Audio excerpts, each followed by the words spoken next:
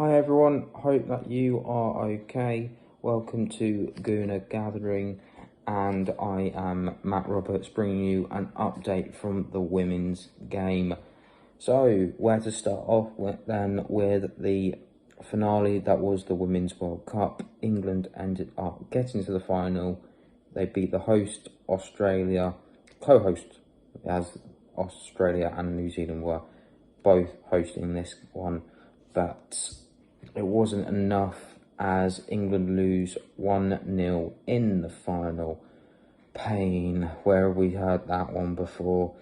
Olga Carmana scoring the only goal of the game, but that wasn't from a lack of trying. England had their chances, not taken, but Spain ultimately winning. Now a can of worms has opened up for the whole of their FA. It's very much a wait and see situation with what's going to happen with Spain in the future. But we'll go on and move on to transfers now with Arsenal. The window was very successful, but at the same time, there was a little bit of pain as Arsenal were looking for a right back throughout, with Laura Weinreuther out, and still looking for another right back. Unfortunately, it wasn't to be.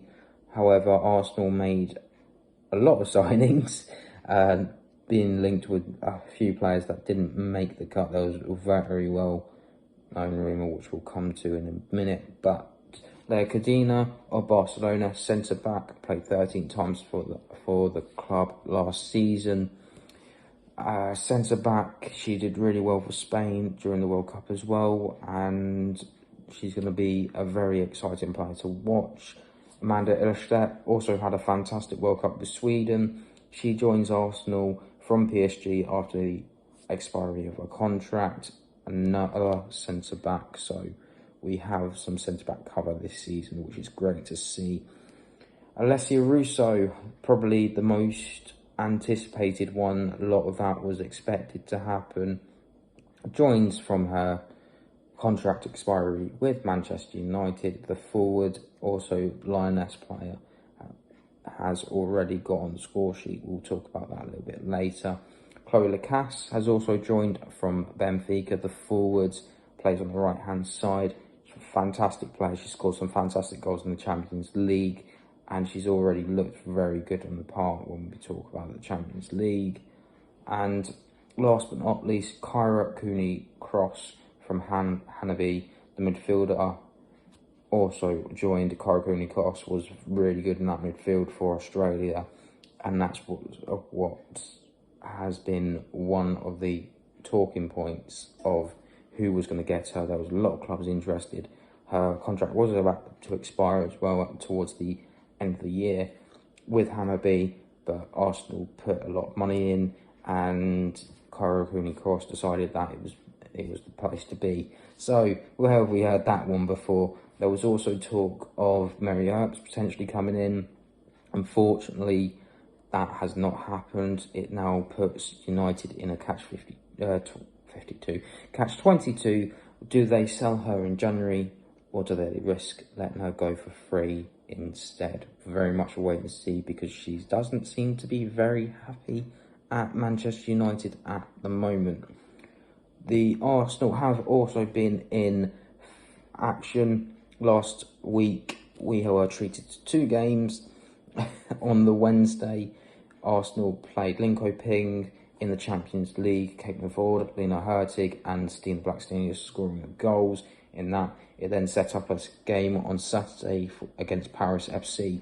It wasn't to be in the end, as Alessia Russo scored a braces. Once again, Arsenal came from behind in that game. It just wasn't to be, but Jem Beattie also scored another goal in a game, but it was just, again, wasn't meant to be.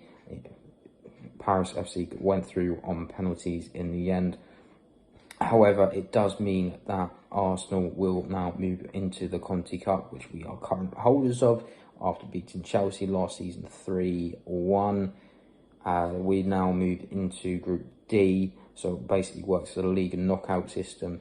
You play each other once, and then the top player teams go and play in the knockouts. Potentially, depending on what happens in other groups, there might be a best of the rest also qualify. It also depends on what happens with Manchester United in their Champions League run as well. But the group that we have been given is another North London derby as we play Tottenham. We've also been given Bristol City, Reading and Southampton. Arsenal need to top the group to automatically qualify for the knockouts to give them any chance of regaining that Conti Cup title. Very much a wait and see now. Just before the WSL starts, England do have 2 games, one in the Netherlands and one against Scotland in an opportunity to qualify for the Olympics next year. So very interesting at the moment, but we will move on to the October game against Liverpool on the 2nd of October. Hope to see you there.